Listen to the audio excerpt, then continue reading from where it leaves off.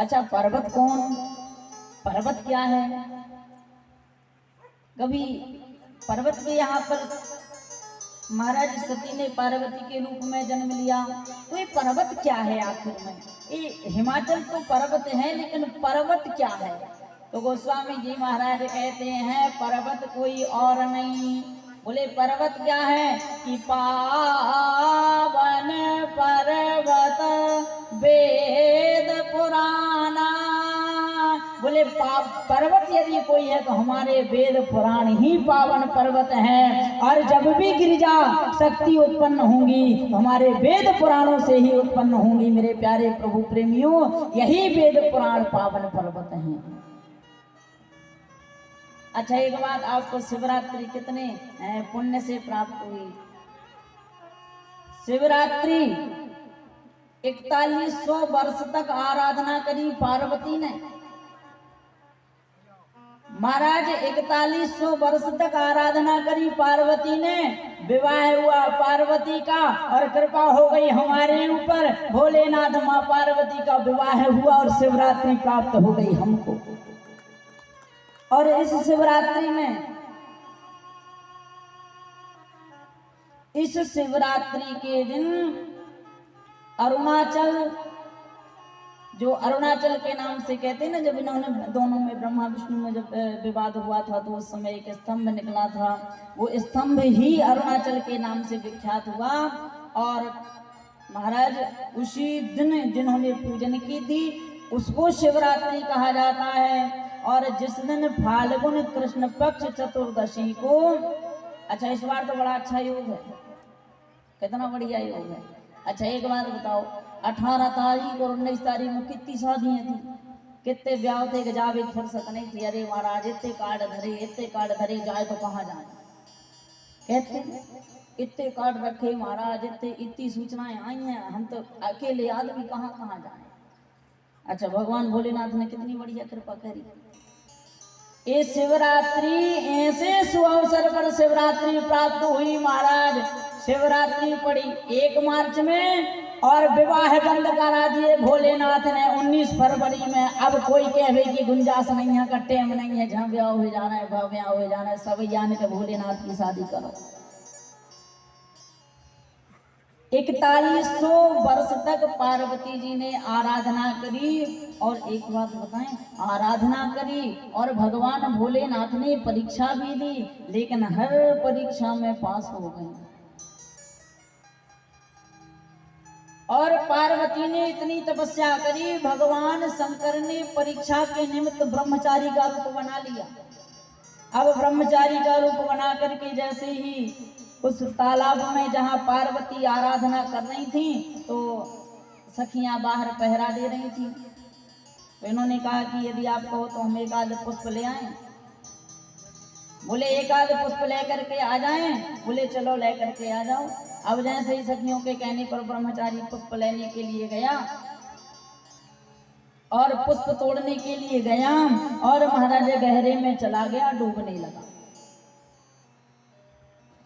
अब जब गहरे में चला गया, डूबने लगा, तो सब सखियां दौड़ी आई ब्रह्मचारी को बचाने के लिए। अरे ब्रह्मचारी जी, अरे ब्रह्मचारी जी। तब ब्रह्मचारी ने कहा कि हाथ मत लगाना, सावधान, हम मर रहे तो मर जाने देना। जिस नारी ने किया ना हो पर पुरुष स्पर्श, वही हमको बचाने के लिए आ सकती है, जिसने अभी तक किसी पुरुष का स्पर्श न किया हो। तो मेरे प्यारे प्रभु प्रेमियों, यह लौट करके वापस आ गई। अब महाराज पार्वती से जाकर के कहा, जब जाकर के पार्वती से कहा, देवी बाहर तो चलो, एक ब्रह्मचारी डूब करके मरा जा रहा है, उस ब्रह्मचारी को बचाओ। यदि अपने सामने किसी के प्राणांत हो जाए और हम देखते रहें, उसकी सुरक्षा ना कर पावे तो किस काम के हम। अब महाराज पार्वती आई और जैसे ही पार्वती ने अपना बायां हाथ आगे बढ़ाया, बोले मैं अपना दायां हाथ तो भोलेनाथ को स्पर्श कर चुकी हूँ, इनकी पूजा में ही ये सब लगता है, इसलिए बायां हाथ आगे बढ़ाया।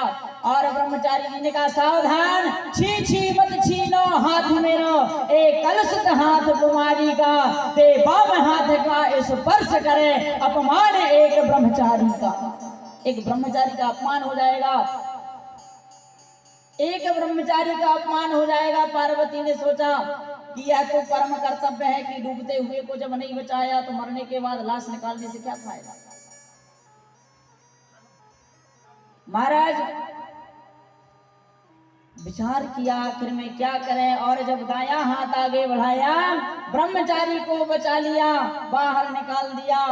और जैसे ही ब्रह्मचारी को निकाला सखियों से कहा एक काम करो, अब हमारा जो दाया हाथ शिव के लिए समर्पित हो चुका था उससे हमने ब्रह्मचारी का स्पर्श कर लिया, उसकी जान बचा दी। अब मुझे लगता है इस जन्म में भी भोलेनाथ का दर्शन, शंकर का मिलना मुझे सहज नहीं है, इसलिए अब हम चिता जला करके मर जाना चाहती हैं। जैसे ही चिता बनवाई और सखियों को आदेश दिया कि आग लगा दो, उन्होंने कहा जिसकी सुरक्षा की उसको कैसे आग लगा दें हम, जिसकी सुरक्षा में हम खड़ी नहीं, इसके माँ बाप को जाकर के क्या बताएंगे, क्या बताएंगे। चिता जैसे ही चिता बनी और जैसे ही पार्वती जी चिता के पास में समीप में पहुंची और चिता पर चढ़ने लगी, उस समय ब्रह्मचारी बोला कहा करत हो को मारी जी, कारण मोही बताओ। अब पार्वती ने जवाब दिया हम जो करें सो करन दो, तुम अपने घर जाओ। और जैसे ही महाराज चिता पर चढ़ी वह ब्रह्मचारी देखते ही देखते साक्षात शंकर के स्वरूप में प्रकट हो गया। और मेरे प्यारे प्रभु प्रेमियों, भोलेनाथ ने कहा देवी देवी विवाह में मुख्य चीज होती है, आप सब लोग जानते हैं, ब्राह्मण लोग भी बैठे, विवाह में खास चीज तो पाणी ग्रहण होता है। पानी का मतलब होता है हाथ। देवी पाणी ग्रहण तो हो चुका है हमारा, अभी आपने हमको दाया हाथ देकर के उस सरोवर से बचाया, हमारा हाथ पकड़ लिया, अब पाणी ग्रहण तो हो चुका है, अब बची लोक रीति की शादी, अब लोक रीति का विवाह बचा। जो देवी फाल्गुन कृष्ण पक्ष शिवरात्रि के दिन संपन्न होगा, शिवरात्रि के दिन संपन्न होगा, और शिवरात्रि के दिन भोलेनाथ का विवाह संपन्न हुआ। काल रात्र महारात्र मोह रात्र दारुणा, तम श्री त्वमीश्वरी त्वम ह्री त्वम बुद्धर बोध लक्षणा। भगवान शंकर और पार्वती नित्य दंपत्ति हैं, भगवान सीताराम नित्य दंपत्ति हैं, लेकिन लोक रीति में मेरे प्यारे प्रभु प्रेमियों, लोक रीति में वह हमको प्रदर्शित करते हैं और लीला करके हमको उस पंथ पर चलाते। कई लोग कहते हैं सती जी जैसी जगदम्बा इतनी बड़ी गलती कैसे कर सकती है। आप भी मन में विचार कर रहे होंगे कि इतनी बड़ी जगदम्बा भवानी इतनी बड़ी गलती कैसे कर सकती हैं। अच्छा एक बात बताओ, यदि मान लो कोई बच्चा चलना सीख रहा हो, माताओं बहनों ध्यान से सुनना, यदि कोई बच्चा चलना सीख रहा हो तो उसकी माँ उसकी तरफ दोनों उंगली करके और स्वयं पीछे चलती है और बच्चे को आगे बढ़ाती है, और उसमें यदि बच्चा सोचे कि माँ को सीधा चलना नहीं आता तो ये बच्चे की गलतफहमी है। बच्चे को सीधा चलाने के लिए माँ कभी उल्टी भी चल जाया करती है। हम सब लोगों को मार्गदर्शन देने के लिए माँ अपने हिसाब से लीला कर दिया करती है। कहते हैं माता सती माता पार्वती, यह तो महाराज उसी समय पता चल गया था जब वे विचार कर रहे थे, जब नारद जी ने महाराज इनके विषय में बताया और उसके बाद विवाह का समय आया तो दोनों बड़े टेंशन में, हिमाचल और मैना। उस समय पर मेरे प्यारे प्रभु प्रेमियों इन्होंने देखा, उस समय पर नारद जी ने आकर के बता दिया जगदम्बा तब सुता भवानी, और जैसे ही बताया कि आपकी पुत्री साक्षात जगदम्बा है तो तब मैना हिमवंत आनंदे पुनि पुनि पार्वती पद बंदे। यह शिवरात्रि का पावन पर्व, मां नर्मदा पुराण की कथा, और शिवरात्रि के दिन रात्रि जागरण करना चाहिए, सबको पता है। अच्छा एक बात बताओ, रात्रि जागरण करना चाहिए तो सबको पता है और सब लोग इस विषय को जानते हैं कि भाई रात्रि में जागरण करना चाहिए। अब जागरण करने में बड़ी सावधानी रखना चाहिए।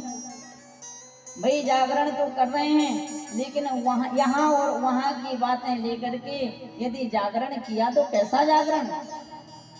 मेरे प्यारे प्रभु प्रेमियों, यदि रात्रि में आप जागरण करो और आपका मन इधर उधर दौड़े ना, तो उससे यही कहना, अरे मन यहाँ वहां मत जाओ, तेरा पल पल का समय व्यतीत हो रहा है। वो तेरा पल पल बीता जाए, मुख से जप ले नमः शिवाय। तेरा पल पल बीता जाए, मुख से जप ले नमः शिवाय। तेरा पल पल बीता जाए, मुख से भज ले नमः शिवाय। तेरा पल पल बीता जाए, मुख से जप ले नमः शिवाय। तेरा पल पल बीता जाए, मुख से भज ले नमः शिवाय।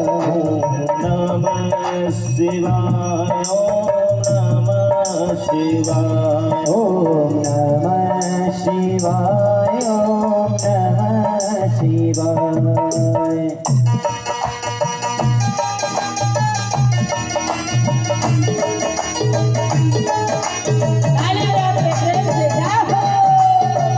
आज शिवरात्रि है प्यारे, कंजूसी मत करना।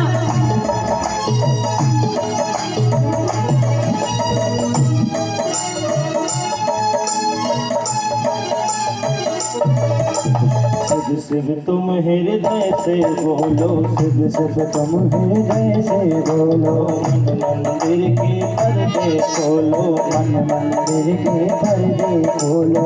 मन मंदिर के पर्दे खोलो, मन मंदिर के पर्दे खोलो। शिव शिव तुम हृदय से बोलो, शिव शिव तुम हृदय से बोलो। मन मंदिर के पर्दे खोलो, मन मंदिर के पर्दे खोलो। अवसर खाली न जाए, मुख से जप ले नमः। जय हो। तेरा अवसर खाली न जाए, मुख से जप ले नमः शिवाय। ओम नमः शिवाय, ओम नमः शिवाय, ओम नमः शिवाय, ओम नमः शिवाय। जय हो।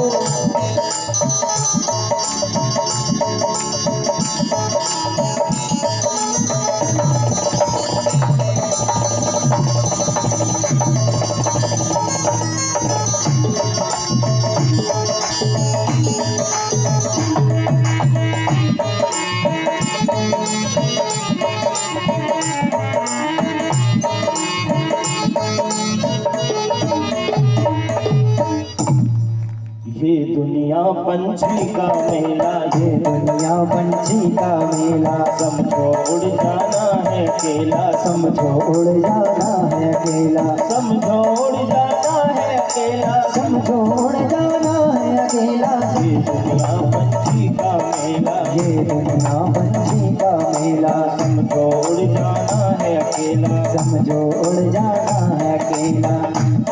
तेरा तनिए साथ न जाए, मुख से जप ले नमः शिवाय। तेरा तनिए साथ न जाए, मुख से जप ले नमः शिवाय। तेरा पल पल बीता जाए, मुख से जप ले नमः शिवाय। पल पल बीता जाए, मुख से जप ले नमः शिवाय। जय हो।